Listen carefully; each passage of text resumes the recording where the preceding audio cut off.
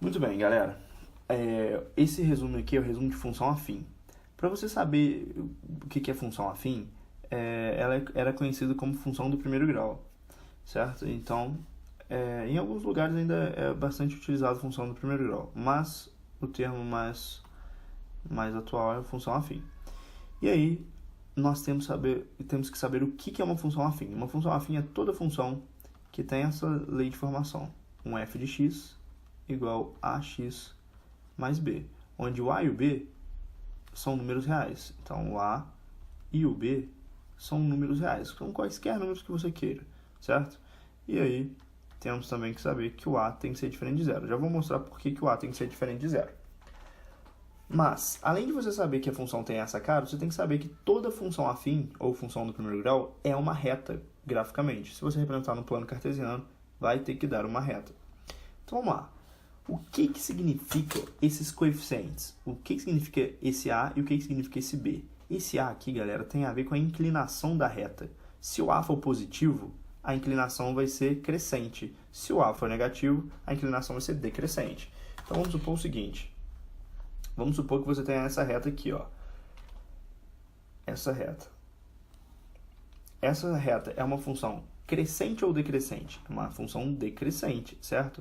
Portanto, essa função aqui eu tenho certeza que tem o a menor que zero. Beleza? Mas, e se eu quiser essa reta?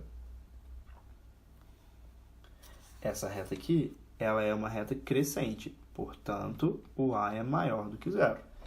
Muito bem. Essa função, a gente já sabe qual é a função do a, certo? Nós sabemos o que o a faz na função. Mas e o que o b faz?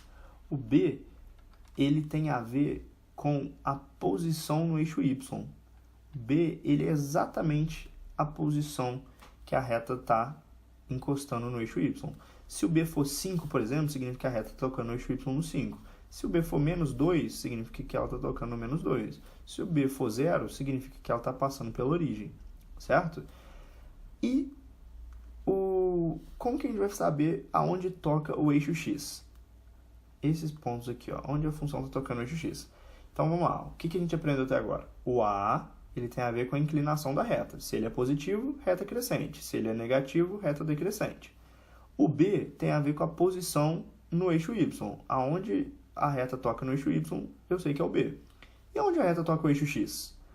O eixo x, galera, é chamado, aonde a reta toca o eixo x é chamado de raízes, beleza? São as raízes da função. E como que eu faço para calcular as raízes? No caso de uma função do primeiro grau, cada função vai ter uma raiz. E a função do primeiro grau, a forma para calcular a raiz dela é simplesmente pegar o menos b e dividir pelo a. Então, olha só, você pega menos o valor do b e divide pelo a. Vamos fazer um exemplo. Vamos supor que você tenha a reta y igual a 2x mais 4. Beleza? O que você pode me afirmar dessa reta? Bom, ela é crescente porque o a é positivo. E, além disso, eu sei que ela toca o eixo y no 4 porque o b é 4. Então, essa reta aqui, ela vai ter alguma coisa parecida com isso aqui, ó. Vê se não é isso aqui, ó. Peraí, ficou muito estreito. Vai ter uma reta parecida com isso aqui, ó. Tá? Ficou um pouco melhor agora. Falta eu descobrir quem. Eu já sei quem que é esse ponto aqui, certo? Esse ponto aqui é o ponto 4. Por que ele é o ponto 4? Porque eu sei que o b da função é onde toca o eixo y. E como o b é 4, eu sei que toca o eixo y no 4. Eu sei que a reta é crescente porque o a é positivo. Beleza, quem que tá faltando? Tá faltando eu descobrir quem que é esse cara aqui, ó. Ou seja, a raiz da função. E a gente viu que a raiz da função a gente calcula como? Com menos b sobre o a. Portanto, a raiz daquela função ali vai ser dada por menos o b. O b não vale mais 4, então vai ficar menos mais 4, que é menos 4, dividido pelo a, que é 2. Menos 4 dividido por 2 dá menos 2.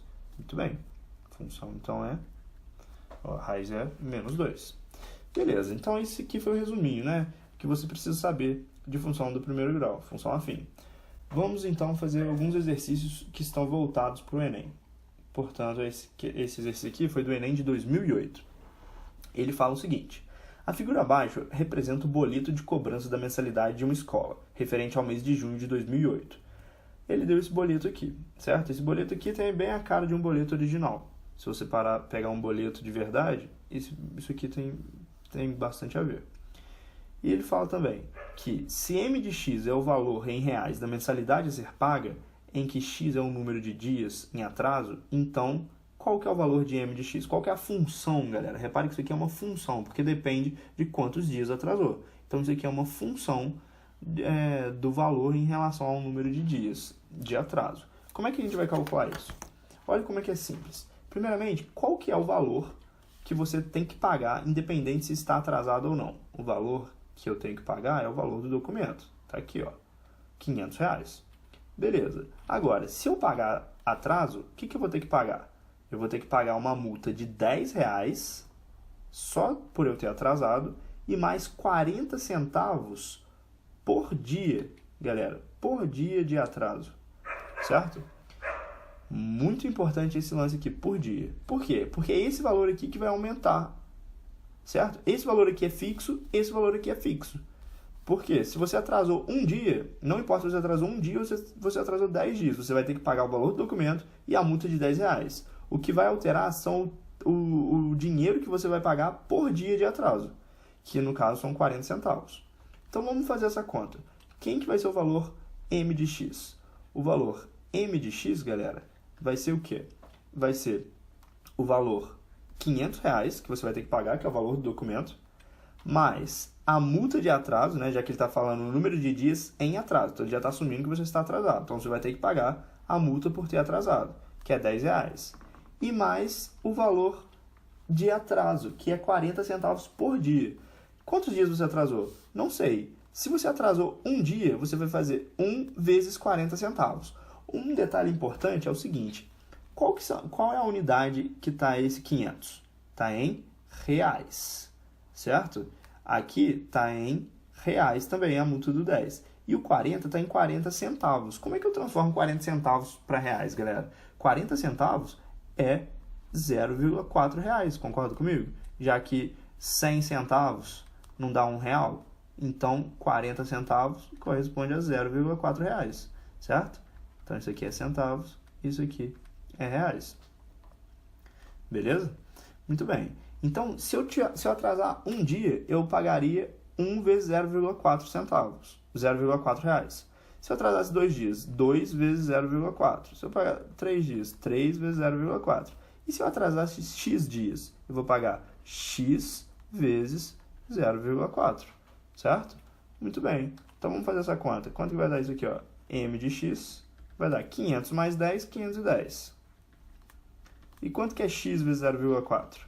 X vezes 0,4 vai dar 0,4x. Portanto, nós temos aqui a nossa lei de formação da nossa função do valor pago em função dos dias de atraso. Vai ser 510 mais 0,4x, que é a resposta letra C.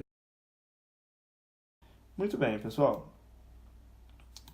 Vamos então agora fazer a próxima questão. A próxima questão é a questão que fala, que a questão que caiu no Enem em 2014. O que ela está falando? Ela está falando o seguinte, ó. No Brasil, há várias operadoras e planos de telefonia celular.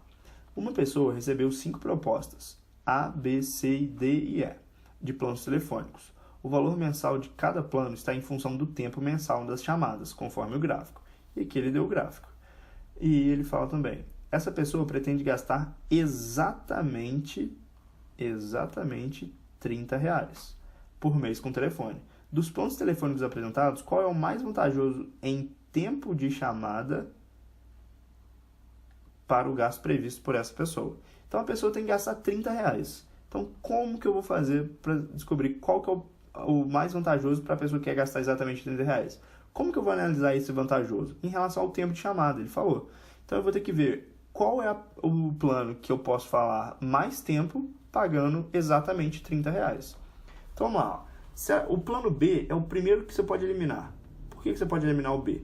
Porque, independente do tempo em minutos, o valor vai ser sempre quanto? Sempre R$50. E eu não quero pagar exatamente 30, então esse plano não me ajuda. porque eu quero pagar exatamente 30 e ele sempre custa 50.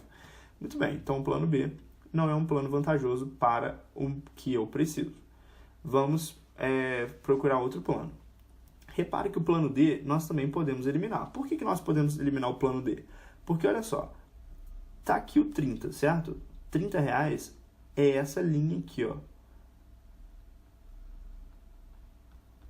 R$30. O valor mensal em reais, o 30 tá aqui. Eu quero pagar exatamente R$30. Mas quando eu pago exatamente R$30, olha o plano D. O plano D, quando eu pago exatamente R$30, tá aqui, ó. Esse é o que é o ponto de interseção com essa linha, certo? Então, quantos minutos eu estou podendo falar? 0. Ué, mas esse plano então não é muito bom para mim. Por quê? Se eu vou pagar R$30, mas eu vou falar 0, eu vou pagar e não vou falar nada? Não, então esse plano não é vantajoso para mim. Vamos analisar os próximos planos. Repare que os próximos planos, eu tenho o seguinte. Eu tenho este plano aqui, ó, o plano A, que quando eu pago R$30, eu estou falando 20 minutos. Depois eu tenho o plano E, que quando eu pago R$30, eu estou falando por volta de 22, 23 minutos. E tem o plano C, que quando eu pago R$30, eu estou falando exatamente 30 minutos. Portanto, este plano C é o plano mais vantajoso para mim. Logo, a alternativa que representa o plano C é a alternativa C.